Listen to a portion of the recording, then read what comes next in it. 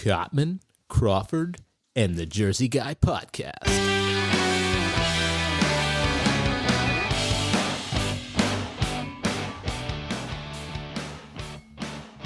Hey everybody, Kenny Cottman. Lewis Crawford. And I'm Tom Ramage, the Jersey Guy. Hey everyone, how are you doing? Thank you for being here with us at the Cottman Crawford Jersey Guy podcast. Tonight, I'm doing it solo, doing it by myself. Tom and Kenny, they have the night off. So I figured I'd do a podcast that I've been wanting to do, but I figured let me give it a shot on my own and see how it goes. So let's give it a try. It's going to be a part 2 on depression. And the reason I'm doing this is because personally, I have been going through some things that on and off with depression. Some days are good, some days are bad, and I just wanted to dive into it a little bit and get an idea of what was going on and try to figure it out. But, you know, we'll figure it out and go through some things. I have some things written down, I have things on my phone, so we'll give it a shot and see what happens. I know a lot of you out there probably deal with it as well. It sucks, to be honest with you. But I think the good thing that I'm finding out is the more I research it, the more I get into it and look at the reasons and why these things are happening, I'm starting to find out answers that are actually going to be helpful to me, that I can get past this and move on somehow. Now, I already go to therapy. I do that twice a month. It is very helpful in a lot of ways. Honestly, I haven't been so open with my therapist, even though he asked me how everything's going.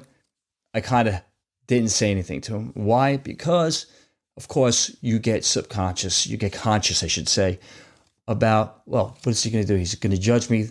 No, he's not going to judge me. He's my therapist. He's not there to judge me. He's there to help me and guide me and walk me through some things so we can figure out what's going on. So I know for the next session that I go see him, I will be a little bit more open, or should I say a lot more open, and we can get this taken care of and just kind of like work through it and get through these things. So let's give it a shot and see what's going on. So I wrote some things down. And what is depression? Mental health condition, persistent feelings of sadness, hopelessness, lack of interest in activities that are once enjoyable. Now, I did find that a little bit with myself as far as the depression was concerned. I go to the dojo at least twice a week, sometimes 3.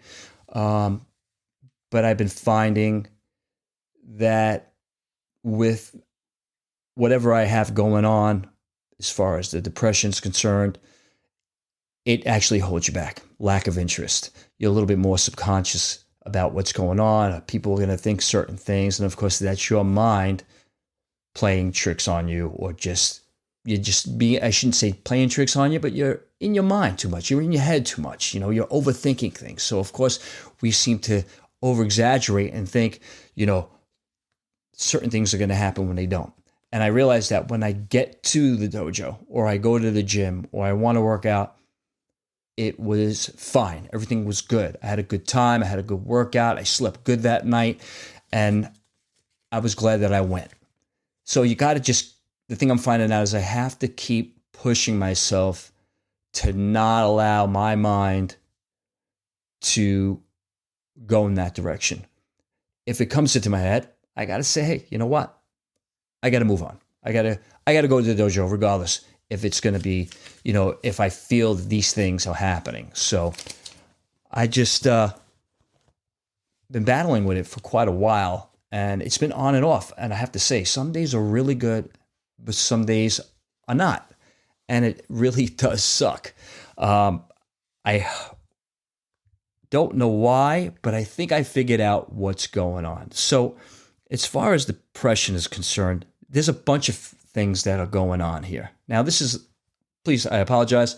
This is the first time doing this without these guys, so I'm going to learn from this at the same time. And of course, this also was something I was being subconscious. I almost bailed out on not doing this because I was like, oh, I can't do this by myself. Why should I do it? That's you in your head too much. We are too much in our head, and we are our own worst enemy when it comes to this thing. So that being said, I just said depression is a mental health condition characterized by persistent feelings of sadness, hopelessness, and a lack of interest or pleasure in activities that once were enjoyable. It can also involve physical symptoms such as a change in sleep, appetite, energy levels, concentration, and self-esteem. And I just pointed that out regarding whether or not I should go out to the dojo, right? Because these things are going through your head. People are going to judge me. How are they going to look at me? How come you weren't here this day? And how come you didn't come? Listen, nobody's going to do that. That's you doing that to yourself. Concentration, depression, self-esteem. Depression can affect how a person thinks, feels, and behaves, often leading to emotional and physical problems. And more than just feeling sad or just through a rough patch, it is a serious medical condition that often requires treatment. If left untreated, depression can lead to several serious consequences that affect both mental and physical well-being. I didn't even realize, but it can really mess with your physical well-being as well. There are days that I get up to go to work and I don't want to go. I just want to lay in bed. But I have to push myself to get out of bed, go to work. As soon as I'm in the car and I'm on my way, I'm fine, right? But this is the thing. We allow that to take over. We need to be in charge. We need to just find a way of what tools are going to work well for us. So let's see what these things are. Worsening mental health depression can intensify over time, leading to severe emotional distress. And that's not what we want, right? We don't want the severe emotional distress. So we need to work through that somehow. And I need to talk to your friends, write it down, blog, get a log, get a book, a notebook, and just write all your notes down and put everything down and get it out. It doesn't matter how good it is or bad it is or how it sounds. It's a matter of getting it out and understanding what's going on. And I think maybe even going back and reading or listening to it. Maybe you want to record yourself and do that. This could be a very good exercise, I think. And that's why I'm doing this podcast by myself, because it's one of those things where you get a little nervous about doing something and you're always used to having other people doing it with you. Well, we got to figure out how to do things by ourselves sometimes. And this can be challenging. So, of course, I'm challenging myself right now. So let's go through some of these things. Let's go through some of the things that we have going on in this list that we have here. Physical health problems. Chronic depression can weaken the immune system, leading to an increased risk of illness. It can also contribute to conditions like heart disease, diabetes, chronic pain, as well as sleep dysfunction and fatigue. Wow. Imagine that it's that severe to the point where it could actually affect you that physically when it comes to diabetes, your sleep, and your immune system. That is so fucked up, honestly. I apologize, but it's true. It's just amazing how the mind can be so powerful in a positive and negative way. And if we allow ourselves to go down that road, this is what can happen. Physically, we can allow ourselves to kind of just fall apart. And we don't want that, right? Now we're in the doctor for other things. What's going on? But if you're not honest with your doctor or your therapist or saying what's going on, then they're never going to be able to get to what's going on. Oh, yeah, they can treat the surface issue, whether it's the diabetes or anything else that's going on. But if you're not honest about what's going on mentally, then you're only taking care of part of the problem. So I think being honest with ourselves is something we need to do. It can also lead to social isolation. Depression can cause withdrawal from relationships, social activities, and support networks, which can lead to feeling of loneliness, isolation, further worsening the condition. Now, we were just saying that, right? Isolation, social activities. Well, that's a social activity when you're going to the gym or the dojo. Or let's say you have other things that you're interested in. Maybe you're going to go play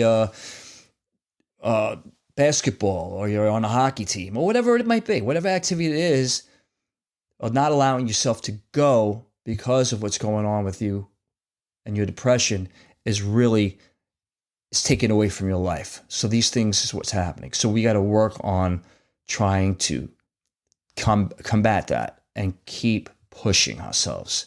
Now, obviously, I don't think what I have going on is anywhere severe to the point where I'm feeling physically. I feel good physically. For my age, I'm in a decent shape, and I work hard at keeping myself in shape. I always have. But I have to say the depression does make it a super, super challenge for trying to do the things you normally do without even thinking about it. I'm going to go work out. Boom, you do it. But when you're not feeling good and you're depressed or something's going on that day, you're going to make an excuse. You're not going to go. You're going to sit down on the couch, watch TV, lay in bed, whatever, and just not push yourself. So this is something that I'm glad I'm doing and talking about. And this is right here doing this now for me is therapy. I'm challenging myself. I'm working through it. And I'm hoping I can help other people too. In a sense where, listen, I'm not a doctor and I'm not saying that I can help you in the sense of solving your problems, but I hope that maybe by what I'm doing on this podcast will help others who can recognize or identify with what's going on. And I know a lot of people out there have a lot worse than what I have.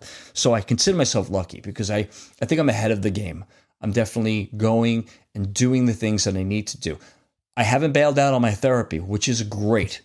I think that's an awesome thing. We don't want to do that because I think if I started doing that, then I'm definitely going in the wrong direction. So pushing yourself and getting yourself to where you need to go is definitely the right thing. And it is hard. It is hard because a part of yourself doesn't want to.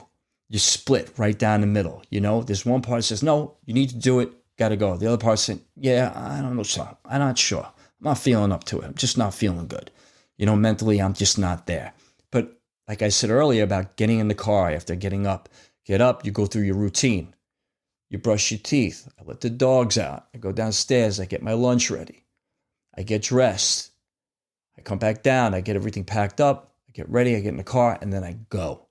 Once I'm in that motion and I'm still in motion, then I'm on the right track. I'm doing what I need to do. So let's go through some more stuff. Self-harm or suicidal thoughts is in severe cases, depression may lead to self-injury, behavior, or thoughts of suicide. Individuals may feel like there is no way out of their emotional pain, which can become life-threatening without intervention. Now, I have to say, without getting emotional, and I'm going to try to do this, that I have had those thoughts. Not recently. Today I didn't, but there have been times. And when you get to that point, you get emotional to the point where you get choked up. You cry, Of course, you're doing it by yourself and you don't want nobody to know. So you go through this torture that you have going on and you don't know why you're thinking it. Of course, it's not all the time, but when it does happen, it's just a horrible feeling to not want to be around. And I think that's a hard thing for people. And I know a lot of people, again, there are more people out there who have this way worse than I do. And I'm honestly, just from what I have and understanding from what I have and what I go through and what I'm dealing with, I think I'm lucky. I don't think I'm anywhere near where some people are really at. Some people are on meds and they have to, get severe, they have to go from intense therapy or psychological therapy, to see a psychiatrist. I just see a regular, just a therapist. And believe me, that alone is great. And it's just talking. When you go, you're just talking. You're not doing anything else. It doesn't have to necessarily be about any particular thing. It can be about whatever it is you want to talk about. What's going on at work, sports, dogs, the dojo, whatever, the election, I know a lot of people are getting crazy with that. Now, we don't talk politics on the show, but I know that could also be a factor, especially with the way things are in this particular election. So that's very intense as well.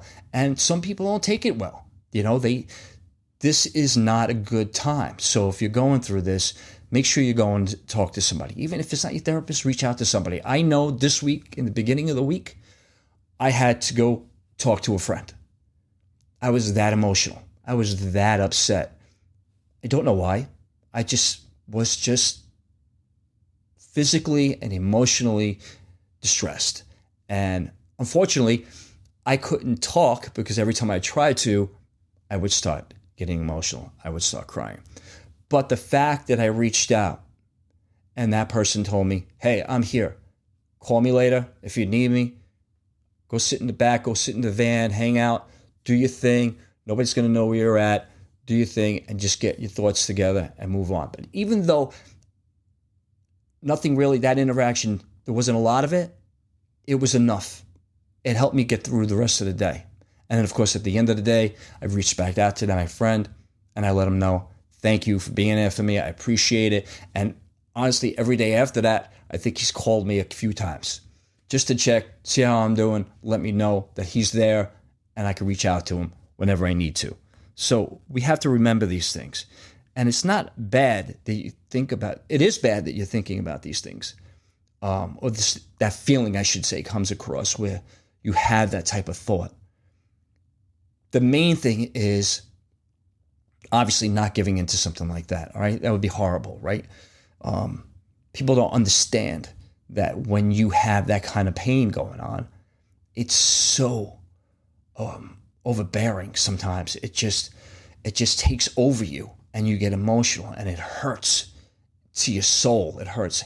And it's not a selfish thing because people think, oh, it's selfish. You, in a sense, I would think it would be. Yeah, and that's how people would feel. And you are going to hurt people if, God forbid, you did anything like that. And trust me, I'm not there, so I'm not going to do that. I think I'm ahead of the curve. I'm reaching out. I'm doing the right things. And I'm making sure that I'm on top of it. And I'm keeping physical and doing that because that, for me, helps. So suicidal thoughts are really, really difficult. I don't, think of any particular thing. It's just how I feel. But what I do for me is I'm like, I wouldn't want to do that because I would hurt the people around me and I wouldn't want to hurt them. Now I'm giving them emotional distress. I'm making it harder for them to go on. They don't understand. They're angry at me or they wish that I went to them and spoke to them. And this is for anybody who's going through this, right? So let's go through some more of this stuff and figure out what we could do. Now, when we get closer towards the end of the podcast, I kind of figured out what's going on, but I'll let you know what I think is going on. So, substance abuse, people may turn. Now, substance abuse can be something that people turn to in order to deal with their depression. And it could make it worse. It can make it a hell of a lot worse, especially if you're doing alcohol or you're doing drugs or just if it's all the time. If it's something that you need to cope and get by, it's actually not going to help. It's going to make it worse. And those feelings are just going to intensify. And it's definitely something that we don't want to do. So when you start getting down that road, now you're kind of like, in a bad place, worse than what you were before. So let's see what it says here. Substance abuse. People may turn to alcohol or drugs as a way to cope with their depression, which is what I was saying. We do this, Some people will just drink their sorrows away, but not realizing that all it's doing is it's just masking what's going on for the time. And then they're back. So that's why therapy and any type of anything else other than that is necessary for you to do. Whatever makes you feel good is what you should do. Anything that you enjoy, or it's being around people, even if it is to go to a movie by yourself and just get in the car, go to the movie. I've done it before. go watch a movie by yourself. It's probably actually one of the best things I've ever done before, to be honest with you, to go sit in a movie theater by yourself and watch a movie. It's really, it is a lot of fun. And it can be helpful because now you're focused on something else. You're enjoying something that you wanted to see. And it's just you. You're dealing with what's going on, right? So people do this to cope with their depression and feelings, which can create a cycle of dependency and worsen both their mental and physical health. And that's what you don't want either, right? We don't want to start doing things, drugs, alcohol. Now we're dependent on it. That would just made factors worse, right? This is a road we definitely don't want to go down, because now the harder we do this, and understandably so, going to those things is understandable. We can understand why somebody would want to do that. Why would we want to go? Because we're looking to just to make the pain go away. We don't want to deal with it anymore. The pain is horrible, right? But we don't want to add insult to injury by doing drugs or alcohol. It's just not going to help. Reach out to somebody. Call someone. Call the suicide prevention line. Help. Somebody will be there for you. Okay? Just get it out. Reach out. Don't allow this to get out of control where you are not in control. And I think that's the scariest thing, is when you think you're going to get to that point and you don't allow yourself to, and you keep pushing yourself. Pushing yourself is the main thing. You know, again, going back to what I was saying earlier, our mind, if we're too much in our head, we are our own worst enemy. So we will just make things worse by thinking about these things, right? So we're adding to the problem. We're not making it better. We need to be more confident. We need to try to do those exercises and things that help us through the day-to-day grind. Because life is not easy. Let's be honest. Okay? We get older. Things change. We have relationships. Sometimes they don't work. We have family issues. We have fucking trouble at work where people are just downright assholes and your boss is just a dope and you don't want to deal with them. But sometimes people don't know how to deal with that stuff, and it's difficult. And if you're already going through something, this is just going to make it even more intensified. And we definitely don't want to do that, right? We want to work through it. We want to try it. And this is, of course, easier said than done, right? Easier said than done. It's not easy, all right? And it's not a selfish thing when you are feeling like this. And if people say to you, well, you should have reached out to me. Yeah, it's not that easy sometimes. You're so down in the funk, you don't even realize, you're not even thinking about reaching out to somebody, to be honest with you. But fortunately, I haven't gone that way. But I know some people who have, I've lost a friend to suicide.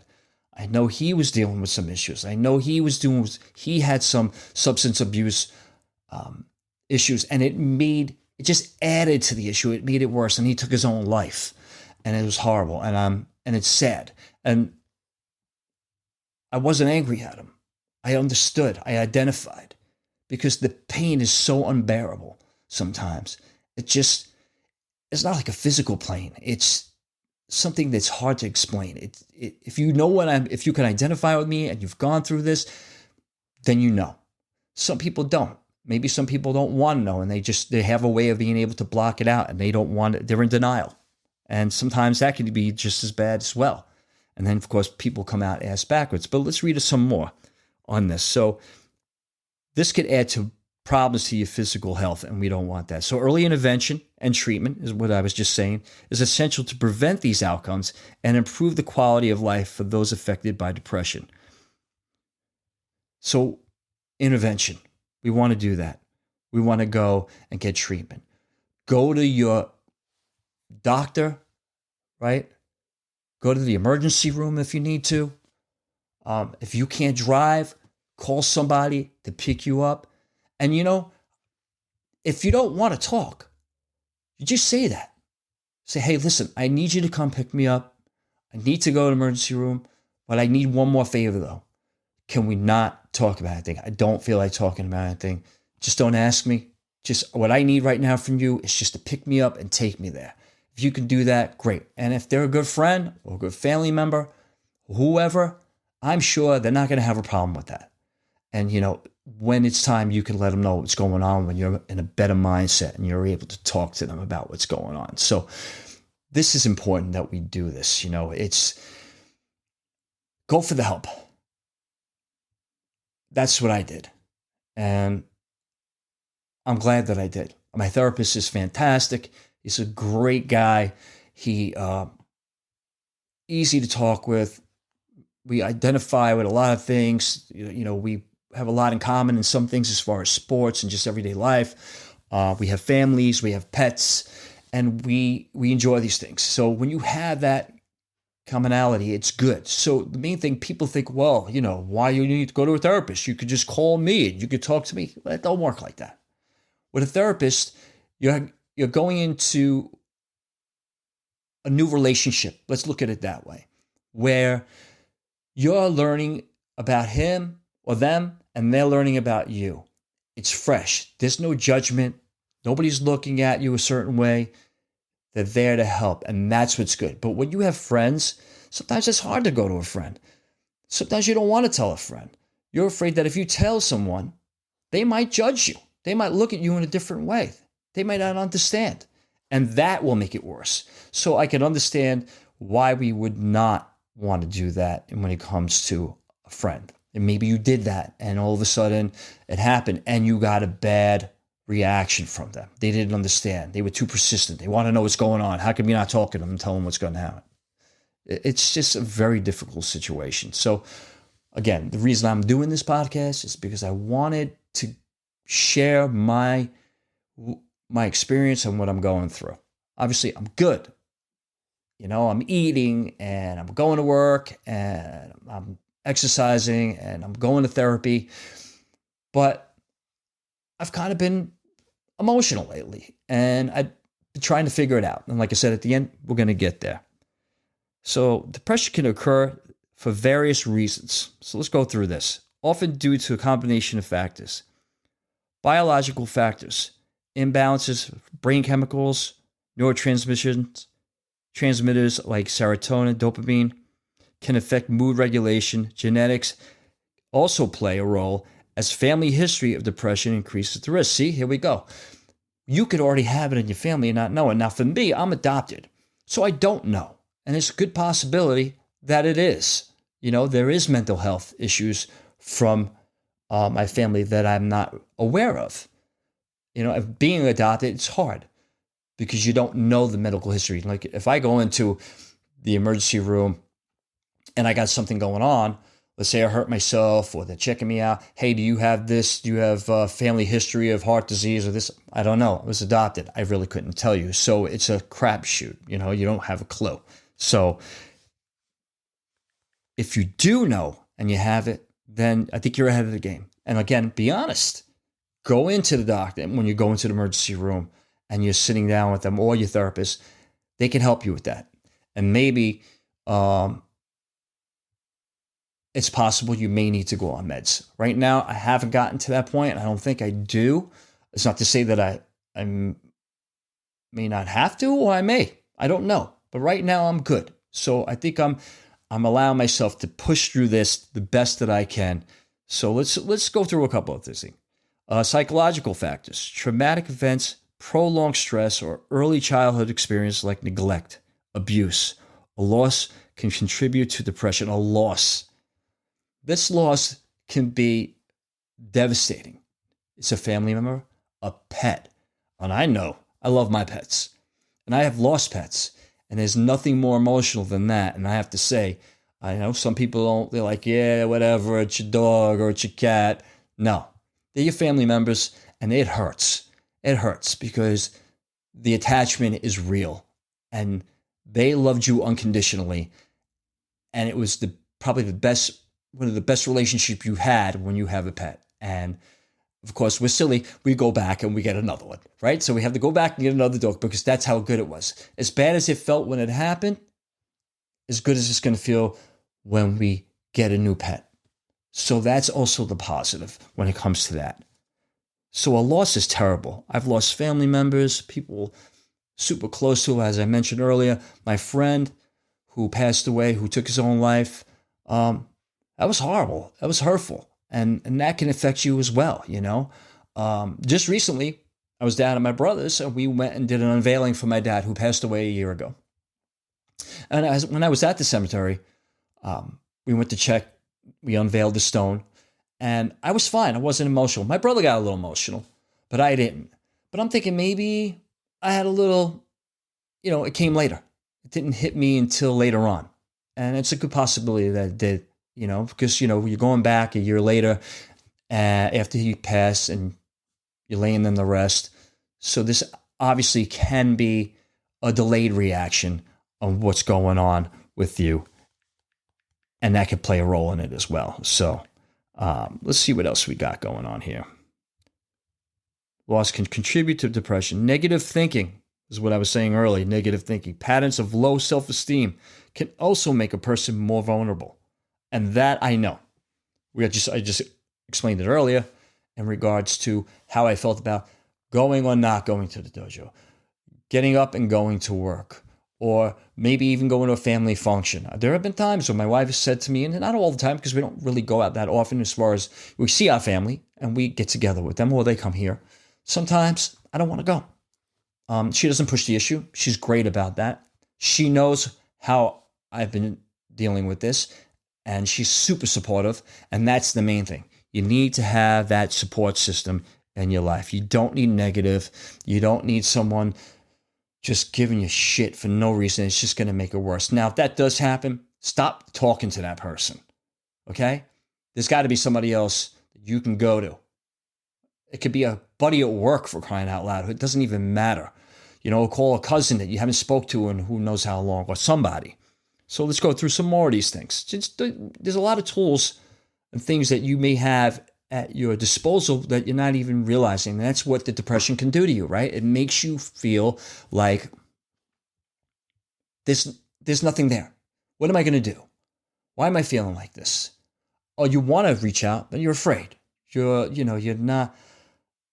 hesitant. You're not sure if you want to. But I have, and I do.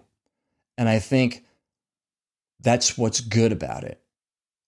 That I'm actually pushing myself to do those things. I'm not allowing it to take over. Now, mind you, I do have my bad days. I do. But it doesn't seem, I think recently it's been more so than the later. So recently more so later than later. I've been feeling more emotional and more down and out of it. So now last night I went to the dojo. I pushed myself. I said I was good. I spoke with my instructor, told him I would be there on Thursday. I made a commitment.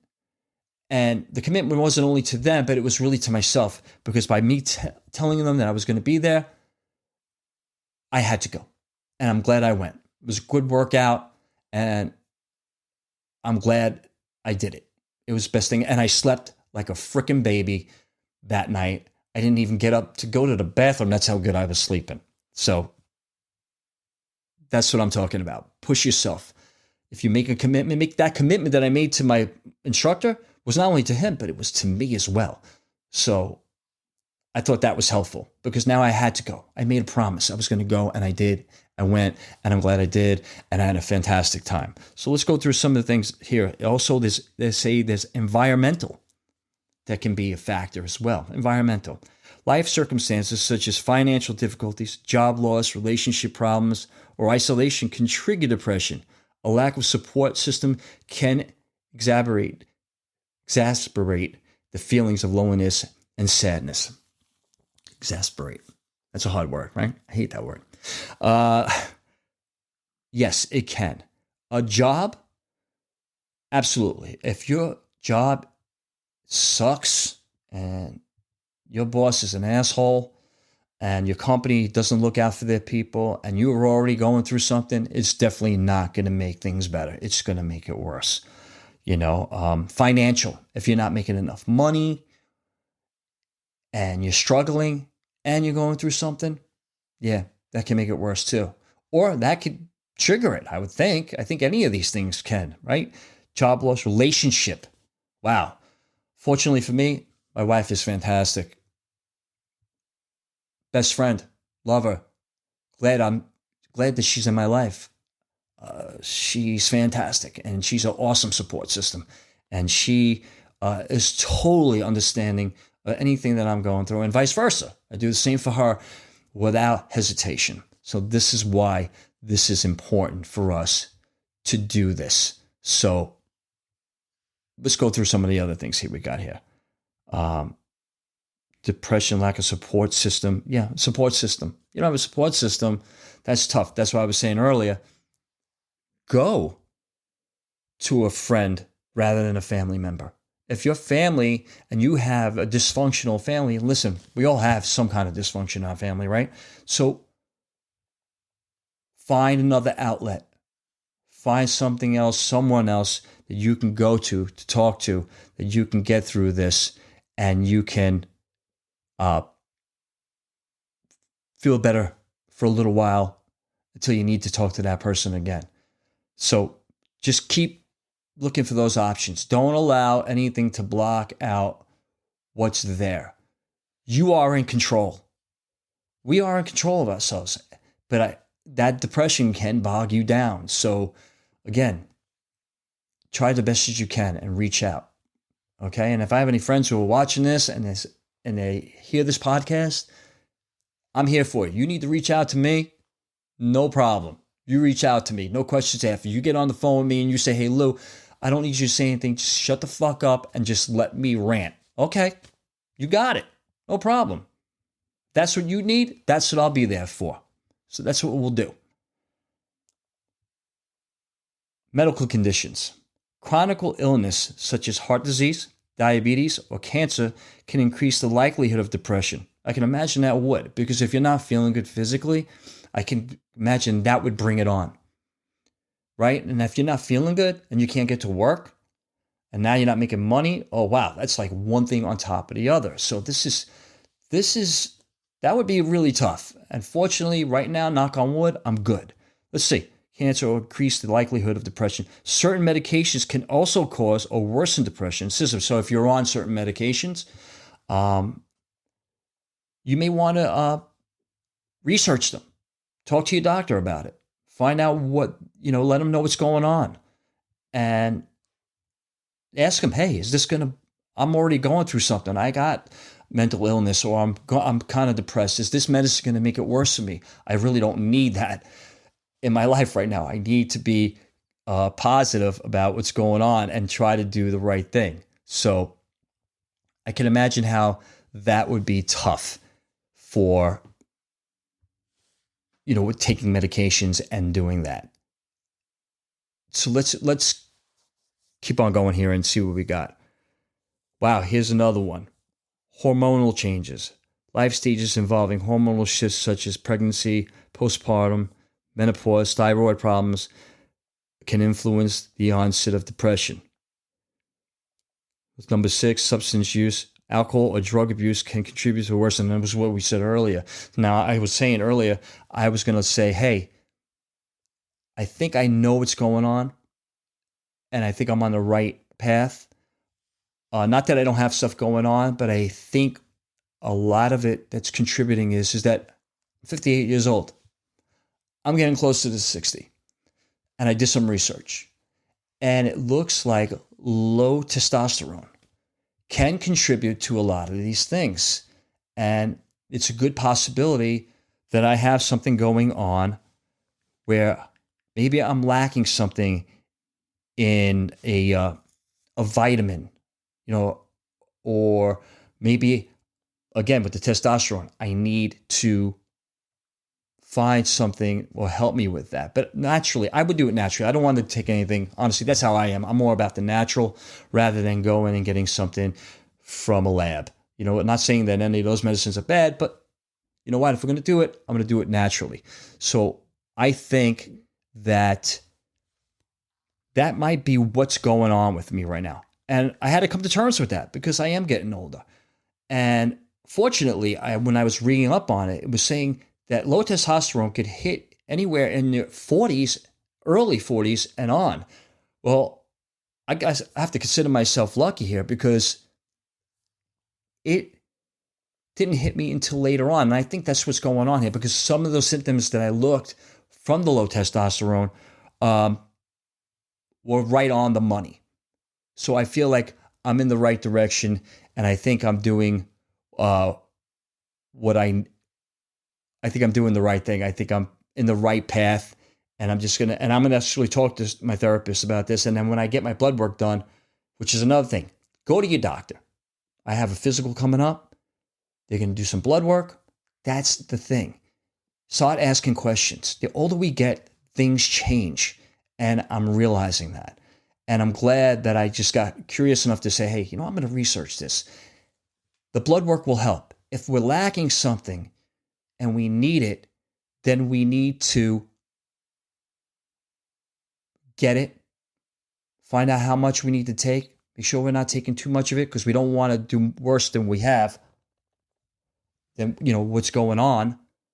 We want to we don't want to add to the problem, right? We don't want to start taking something and not know whether or not we're taking the right amount or anything. And that's where your doctors come in. So, of course, again, I'm not a doctor, and I'm not telling anybody what they should or shouldn't do as far as medications and stuff go.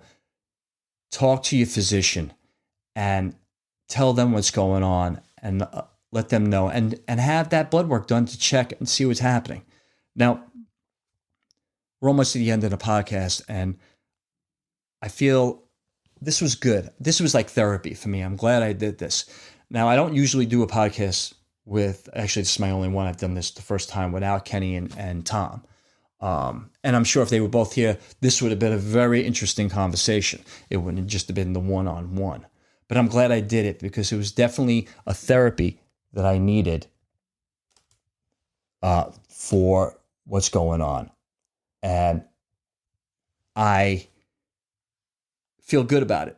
Now, I'm going to go over this and I'm going to look at it, because I might consider doing a couple of more podcasts by myself, and work on it and smooth out the edges and see where I can fix things up as far as doing my first podcast solo and seeing where I need to do the work and apply it. So I want to thank everybody for allowing me to do this. I hope it was helpful to anyone out there listening to this. I think if you got something going on and you're not sure, that's when you need to reach out to somebody. That's when you want to talk to somebody and figure out what the hell is going on, because this depression can overtake you. If you let it. It will screw with your mind, and you don't need it. You don't need to have it.